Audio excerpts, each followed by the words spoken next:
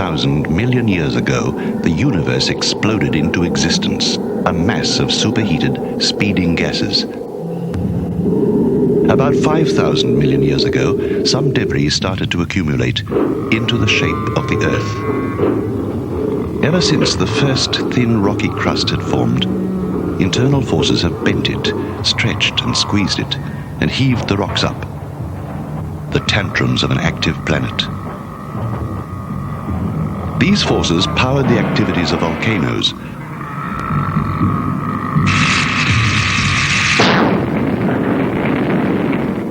Volcanic eruptions released oxygen and steam to create the oceans and much of the atmosphere. Testimonies of past upheavals dot Australia like greetings from antiquity. Today, Australia is a stable continent. External forces of weathering and erosion have worn down the surface. Expansive plains dominate the landscapes. Australia has become a continent flattened by the weight of time.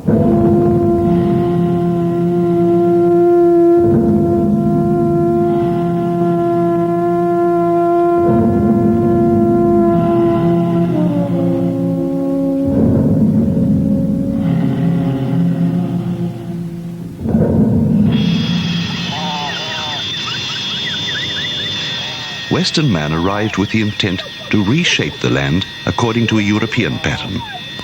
He didn't always succeed. The isolation of the inland, the economic uselessness of the soil, and a hostile climate have forced 85% of the population to live in urban centers, mainly along the coast, which leaves a lot of empty space.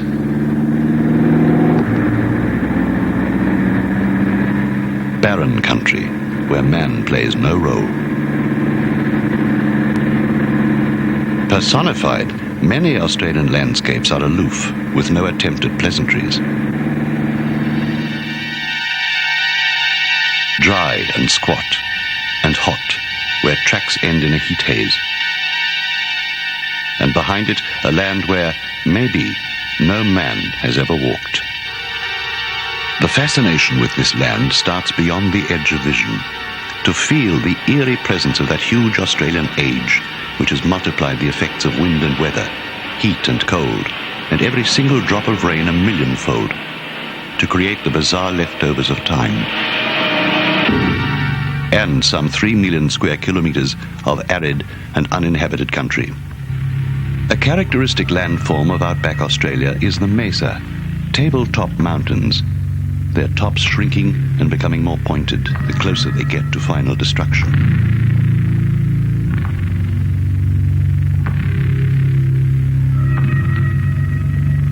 They are not real mountains. Their upper level represents the remnants of a former plateau, a land surface cemented by chemical composition into a hard armor, the duricrust.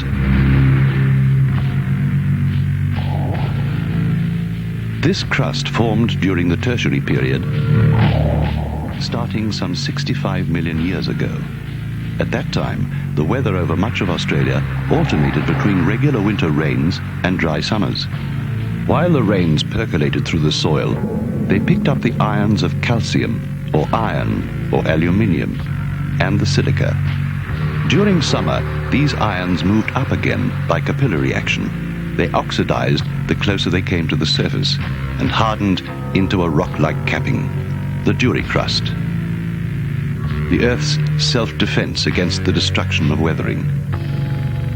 But wherever a weakness developed on the surface of the crust, weathering found its opportunity, etching cracks, widening them, until deep furrows plowed into the ground to isolate individual mesas. Thus, side walls of the duricrust were exposed, vulnerable to the attack of the elements, to the abrasive action of wind and heat and cold.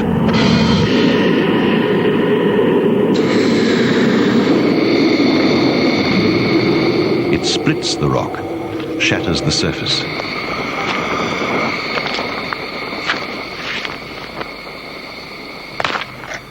The mesa deteriorates into a demolition site.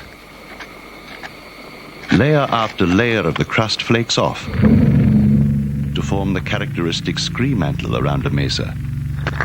Listen to the mountain when nature is at work, destroys to provide raw material for something new somewhere else. By now, what remains of the mesas represents the hardest lumps of that earthen mix which made up the old plateau. To crack that, the weathering wedges in to create freestanding boulders. In time, the solid armor of the Duricrust crumbles into a tired monument to the battle between the forces of erosion and resistance to them. Doodles of time.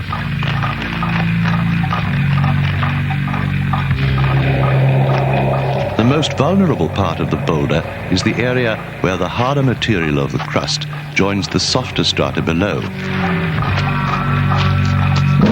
undermining the boulders until they follow gravity and tumble. Weathering gains its power from time, from constant repetition.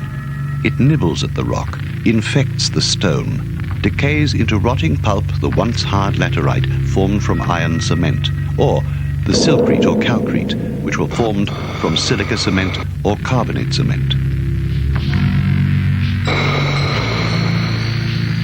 Once the boulders start falling, the zone underneath becomes exposed. This is a leached zone, mechanically weak.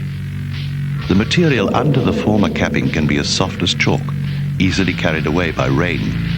Mesas are examples of the slow work of Australian time. On continents which experienced recent uplift and rejuvenated rivers, mesas would not have lasted so long. In Australia, geological stability has slowed the rate of erosion. The final stage of a mesa is the burial under its own rubble. What stood out as a prominent feature has ended up on time's rubbish heap.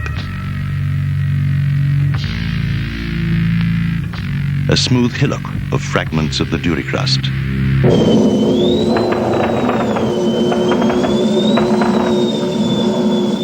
These fragments will be split ever smaller by the temperature difference between day and night, summer and winter.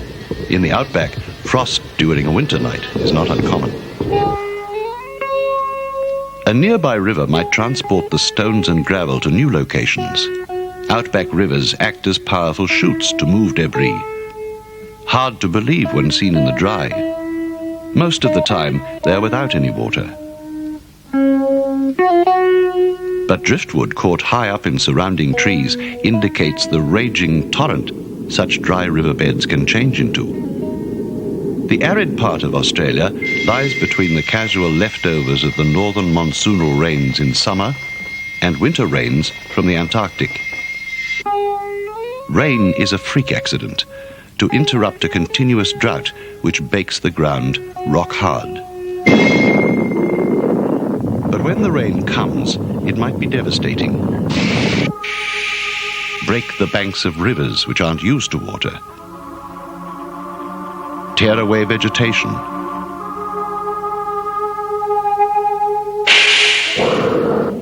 The soil loses its protection, is swept away, and cut up by gully erosion. Flooded, rivers like Cooper's Creek or the Barcoo can spread 70 kilometers wide. They leave behind a battered land, yet they rarely reach their lowest point of drainage, Lake Eyre.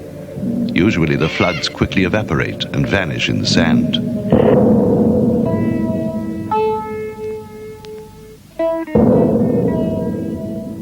The stones pushed forth by such floods change too. Big stones are reduced by attrition to smooth pebbles, and inside their mineral makeup is altered.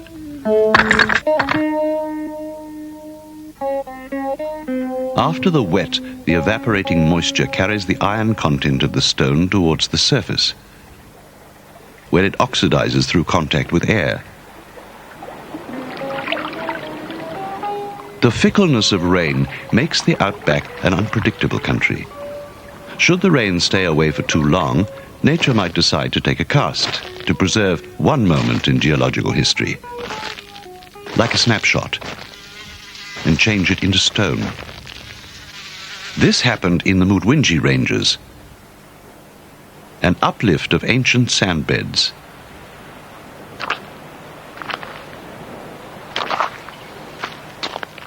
Here, the weathering works along the flakes and tiles of earth that dried out and cracked during the Devonian period.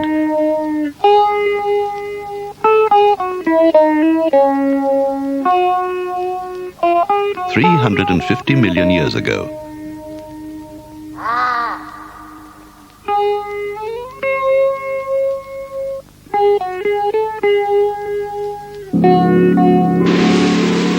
And if climatic changes keep rushing floods away, it will have an effect on the stones in the riverbed as well. Without further transportation, accumulated stones might be cemented into a new rock. Conglomerate. It's a rock made up of second-hand material, of pebbles, stones, and boulders of varying origins carried from far away and held together in a hard matrix. Those spectacular smooth domes of the Olgas in Central Australia consist of conglomerate. Nature being thrifty, recycling what was cast off.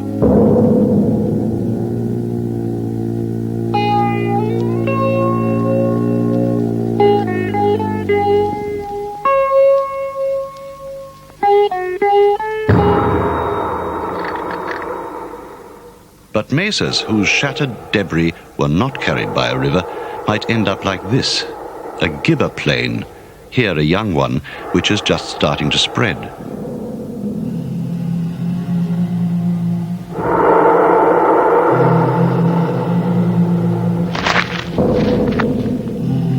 Gibber is an Aboriginal word for stone, and a gibber plain is the graveyard of former mesas.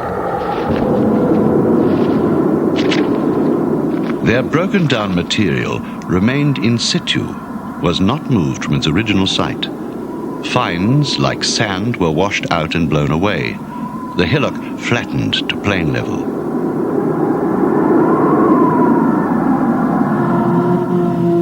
Bordered by the sky, dominated by the sun, squat and endless, with no structure standing out demanding attention, the Gibber Deserts are among Australia's most awesome landscapes. On a mature Gibber plain, the stones have settled into a tight mosaic pavement. There is no life, and the effects of time, like weathering, seem to have stopped, almost. But there is change. With increasing age, the dull stones attain a coating of iron and silica and break into sparkling colour. The desert varnish.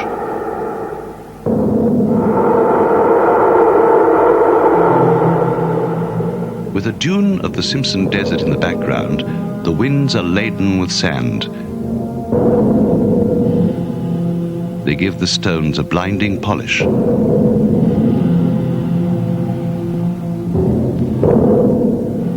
The Gibber Desert, not a favorite with tourists, is a landscape at the edge of existence and free of the stamp of comparison with anything ever seen before.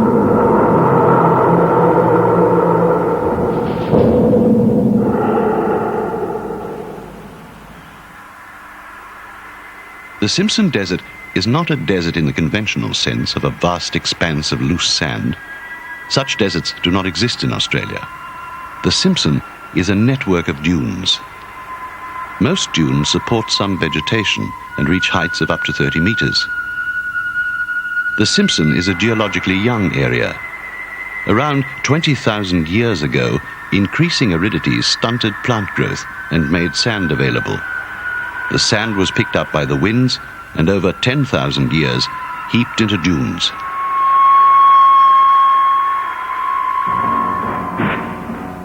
They run parallel in an anti-clockwise fashion, sometimes branching out Y-shaped. An individual dune can run for a length of 300 kilometers.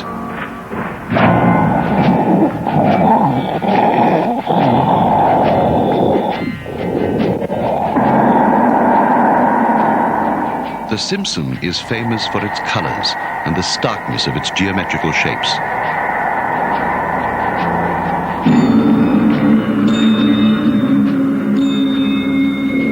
It is a desert by definition. The evaporation rate is higher than the amount of rain it receives, leaving a permanent water deficit. The change to an arid climate left 5 million square kilometers without permanent flowing river, with no freshwater lake. And the Simpson is part of it. Yet, this desert is not without life. Most of it is nocturnal, leaving its traces on an early morning dune. Extreme climates force fauna and flora to find means of adaptation or of tricking nature. Here, plants are either drought resistors or drought evaders. The evaders come alive only after sufficient rain to guarantee blooms and seeds for the next generation. Their life cycle is not tied to any season. The resistors have developed ingenious means to survive. Many are succulents, which keep their own water supply inside a fleshy, thick skin. It acts as insulation against the undiffused intensity of the outback sun. Widespread throughout Australia is the cassia, but in the Simpson it comes with a difference. To lessen evaporation, it has changed its leaves into phyllodes, hardened leaf stalks with few pores.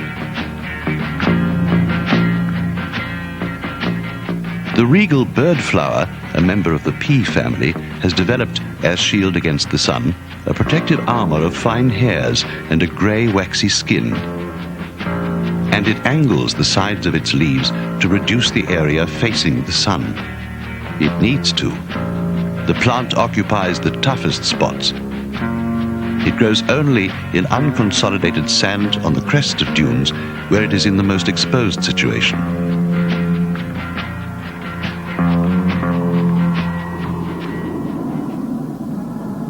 The color of the sand changes from white to pink to deep red. The longer the grains have been exposed, the darker is their coating of iron oxide, which usually means the darker the red, the further the sand has traveled from its original source. Where not held in place by vegetation, the dune surface is in constant movement. While the base of a dune remains stable, the top is a sand exchange.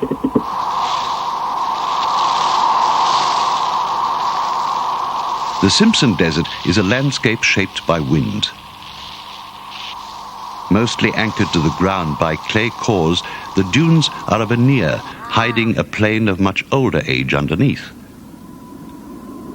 The alignment of the dunes reflects the prevailing wind pattern, and the anti-clockwise formation covers the center of Australia like a giant swirl, occupying almost half the continent. 3 million square kilometers without significant human interference.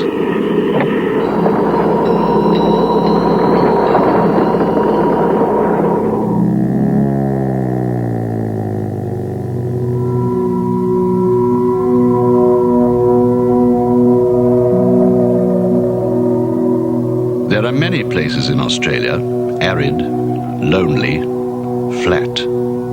But the most arid of them all, desolate and hostile to life, Lake Eyre. Ironically, though being the driest part of the continent, it resembles an Arctic landscape, covered by pack ice and snow. It is salt, 9,300 square kilometers on which nothing grows but the crystals of salt. Lake Eyre is the lowest part of the continent, 15 meters below sea level, a giant sink draining an area of 2.5 million square kilometers. Yet waters rarely arrive. They evaporate on their journey, get lost in the dry soil of the inland deserts. The region was once connected to the ocean, 100 million years ago, when Earth movements blocked the southern outlet, an enormous inland lake was created, Lake Dieri. Vast amounts of deposits accumulated, rich in silica, salt, and gypsum. Exposed to weathering, a Duri crust of extremely hard silcrete formed, buried now under younger deposits. But some fragments of that old, gnarled crust can still be found along the shores of the lake.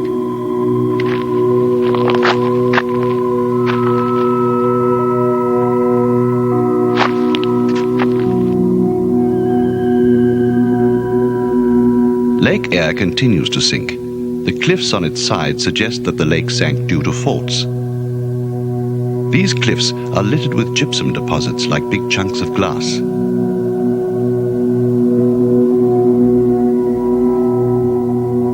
The district began to transform into the present Lake Eyre with growing aridity around 20,000 years ago.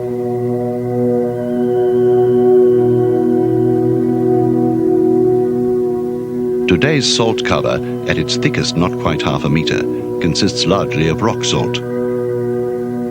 It is leached from the lake's huge catchment area. There is constant change in the salt mass.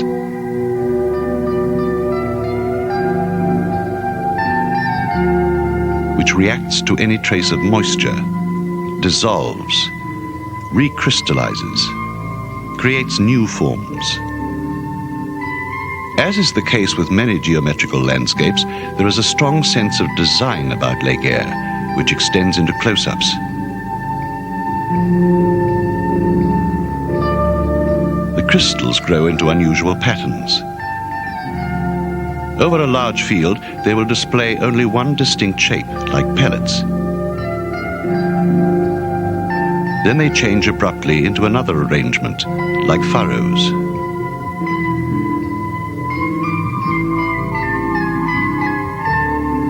Maybe it's just a whim of nature to show off with effects whose cause is playful poetry. The great silence, the scorching sun, one dead tree on the horizon are not overly exciting. An eroded old continent like Australia cannot boast mountains of imposing dimensions. Her appeal is rather like that of the craggy face of an old trooper who has been around for an incomprehensibly long time. Age, which heaved up this land, cracked it and ground it down, has left behind some of the strangest, unique natural monuments in the world. Intriguing leftovers of time. Arnhem Land, the roof of Australia, is ancient territory. Along the escarpment where the plateau meets the floodplains, there are rocks older than 2,000 million years.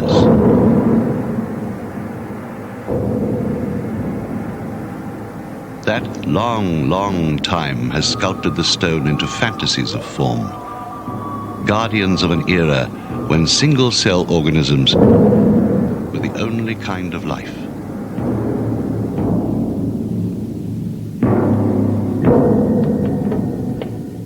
On the Arnhem Land Plateau tower the original building blocks of this continent, carved out by time.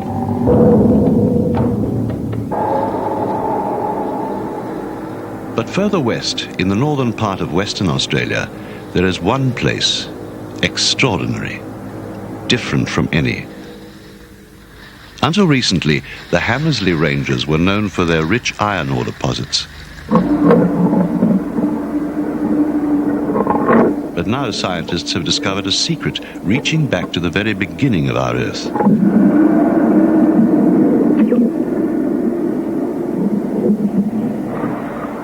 At the Hamersley Gorges, one stands at the brink of eternity.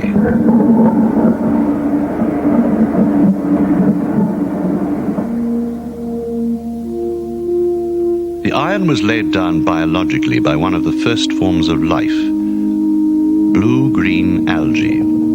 They lived by photosynthesis, but the byproduct, oxygen, was poisonous to them. They disposed of it by oxidizing iron, which floated dissolved in the Precambrian ocean.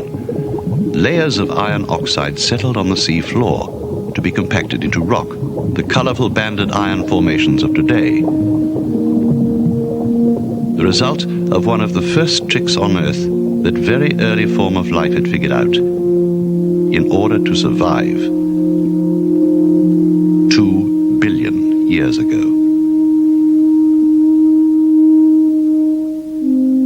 But somewhere in the Hamersleys, one river has cut deeper to make it the only spot on Earth where the very first foundation of this planet is laid bare. There is no place known where history can be traced back further.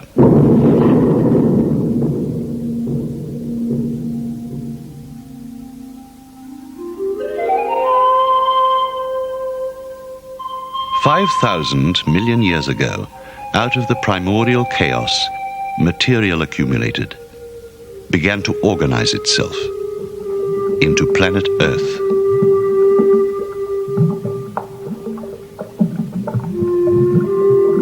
A 1,000 million years later, a fragile crust had formed, the first rocks. In the Hamersleys, they are exposed again, but preserved. Here is the very skeleton around which the skin of the Earth grew 4 billion years ago.